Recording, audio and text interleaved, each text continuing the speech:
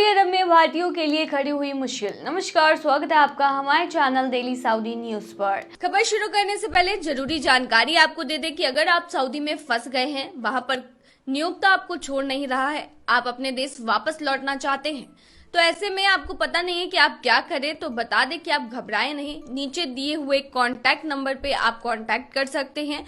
वहां से आपको जो जरूरी हेल्प है वो मिल जाएगी। कानूनी प्रक्रियाओं के तहत सारी कार्रवाई करके आपको महज 3 से 4 दिन के अंदर खरूज लगाकर वापस अपने देश सही सलामत पहुंचा दिया जाएगा। तो दिए गए नंबर पर आप संपर्क कर सकते हैं। सऊदी अरब सरकार ने विदेशी कामगारों के लिए वीजा नियम कड़े कर दिए हैं। सऊदी अरब में काम करने वाले भारतीयों के लिए शैक्षणिक और पेशेवर योग्यताओं का सत्यापन अनिवार्य हो गया है, यानी कि वेरिफिकेशन होगा आपके शैक्षणिक और जो पेशेवर योग्यता है, एलिजिबिलिटी है उसकी। ये नियम सऊदी सरकार ने 6 महीने पहले ही प्रस्तावित किए थे, जो इस हफ्ते 14 जनवरी से लागू हो रहे हैं। इससे वहां काम करने वाले जितने भी भारतीय जाते हैं उन पर सीधा प्रभाव पड़ सकता है।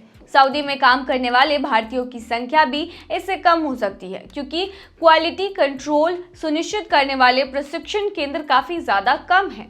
द न्यू इंडियन एक्सप्रेस की रिपोर्ट के मुताबिक सऊदी अरब में बांग्लादेश के बाद भारतीय दूसरा सबसे बड़ा प्रवासी समुदाय है। बीते साल यानी 2024 में 24 लाख से ज्यादा भारतीय सऊदी अरब में रह रहे थे।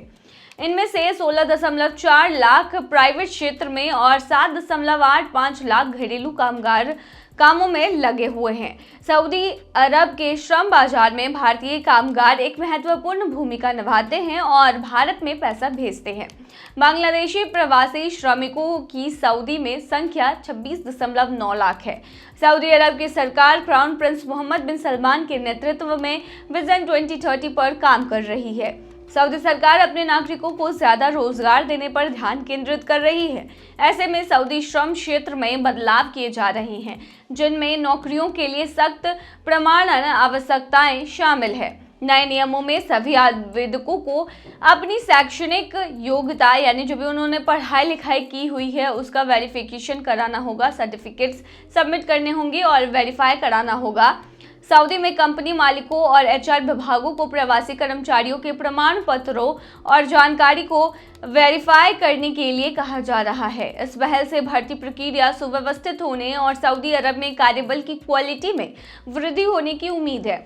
सऊदी मिशन की ओर से भारत में जारी परिपत्र में कहा गया है कि 14 जनवरी से कार्य वीजा यानी वर्क वीजा जारी करने के लिए पेशेवर सत्यापन अनिवार्य आवश्यकताओं में से एक बन जाएगा।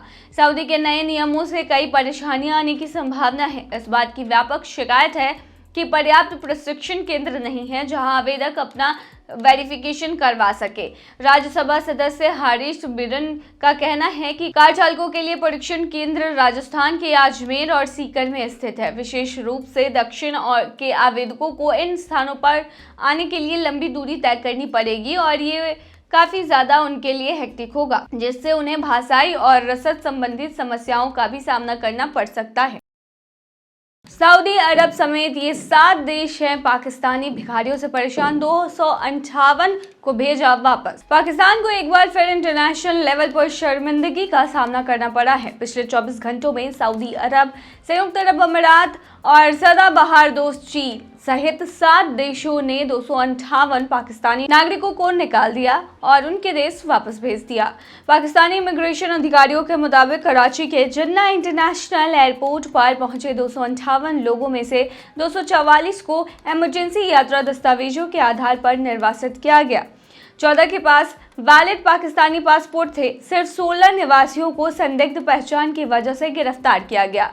बाकी को सिर्फ पूछताछ के बाद रिहा कर दिया गया। पाकिस्तान के प्रमुख समाचार चैनल जियो न्यूज ने बताया है कि सऊदी अरब ने 232 लोगों को निर्वासित किया है, जिनमें 7 भिखारी बिना परमिट के हज करते पकड़े गए लोग और अपनी सजा पूरी करने के बाद वापस भेजे गए लोग शामिल हैं। इसके अलावा वे पाकिस्तानी शामिल हैं जो देश में तय समय सीमा से ज्यादा समय तक रुके थे या बिना किसी कारण के या अपने वीजा की वैलिडिटी से अधिक समय तक काम करते पाए गए थे। रिपोर्ट में कहा गया है कि सऊदी एजेंसियों ने 112 लोगों को उनके प्रायोजकों की शिकायतों की वजह से वापस भेजा और 63 लोगों पर अन्य इल्जाम लगाए गए थे। यूएई ने 21 लोगों को निर्वासित किया, जिनमें से 4 ड्रग्स तस्करी में शामिल हैं, जबकि चीन, कतर, इंडोनेशिया, साइप्रस और नाइजीरिया ने एक पाकिस्तानी नागरिक को वापस स्वदेश भेजा। पिछले कुछ सालों में पाकिस्तान से बड़ी संख्या में संदिग्ध यात्री विदेश गए हैं।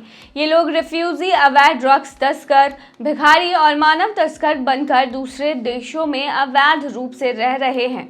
इस बीच सऊदी अरब के नागरिक उड्डयन प्राधिकरण ने घोषणा की है कि देश की यात्रा करने वाले पाकिस्तानी नागरिकों के लिए पोलियो टीकाकरण प्रमाण पत्र अनिवार्य कर दिया गया है। GACA के मुताबिक हालिया निर्देशों का उल्लंघन करने वाले किसी भी व्यक्ति को कठोर दंड और कानूनी कार्रवाई का सामना करना पड़ेगा। अफगानिस्तान के साथ पाकिस्तान दुनिया के अंतिम 2 पोलियो स्थानिक देशों में से एक बना हुआ है। देश में पोलियो वायरस के मामलों में चिंताजनक वृद्धि देखी गई है। 2024 में इस अपंग करने वाली बीमारी के 68 मामले सामने आए थे। सऊदी सरकार का यह फैसला ऐसे समय में आया है जब कई खाड़ी देशों ने अपराध, धोखाधड़ी और भीख मांगने में शामिल होने के कारण पाकिस्तानियों पर वीज़ा प्रतिबंध लगाए हैं। इससे पहले संयुक्त अरब अमीरात ने पाकिस्तान के वीज़ा आवेदकों के लिए पुलिस चरित्र प्रमाण पत्र प्रस्तुत करना अनिवार्य कर दिया था। सऊदी अरब के अलावा यूएई और अन्य खाड़ी देशों ने पाकिस्तान के कम से कम 30 अलग अलग शहरों के लोगों को वीज़ा देने पर अनिश्चितकालीन बैन लगा दिया है। 1 फरवरी 2025 से सऊदी में भारतीयों पर लागू होगा कुछ नियम। चलिए बताते हैं कौन सा नियम है और क्या क्या चीजें हैं डिटेल में। सऊदी GACA की तरफ से 1 फरवरी 2025 से लागू होने वाला एक नया कानून जारी किया गया है। यह सर्कुलर उन सभी लोगों के लिए है जो सऊदी अरब का सफर कर रहे हैं और उम्रा करना चाहते हैं। इस नए नियम के अनुसार चाहे आप किसी भी प्रकार के वीज़ा पर सऊदी अरब आ रहे हों, जैसे उम्रा visa, business visa, work visa या फैमिली विजिट वीज़ा, आपको उम्रा करने के लिए वैक्सीन लगवाना अनिवार्य होगा। सऊदी अरब के इस कानून में 2 प्रकार की वैक्सीन को मान्यता दी गई है। पॉलीसैकेराइड वैक्सीन, इसकी वैलिडिटी 3 साल तक रहती है। कंजुगेट वैक्सीन, इसकी वैधता 5 साल तक की रहती है। अगर आपके पास इनमें से किसी वैक्सीन का सर्टिफिकेट है तो उसकी वैलिडिटी अभी भी है, तो आपको दोबारा वैक्सीन लगवाने की आवश्यकता नहीं होगी। इस सर्कुलर के अनुसार सऊदी अरब आने से 10 दिन पहले वैक्सीन लगवाना अनिवार्य है। उदाहरण के लिए अगर आपकी फ़्लाइट 5 फरवरी 2025 को है तो आपको 25 जनवरी 2025 से पहले वैक्सीन लगवानी होगी। 1 साल से कम उम्र के बच्चों को इस वैक्सीन से छूट दी गई है। इसके अलावा अगर आपके पास पहले से मान्यता प्राप्त वैक्सीन का वैध सर्टिफिकेट है तो आपको दोबारा वैक्सीन नहीं लगवानी होगी।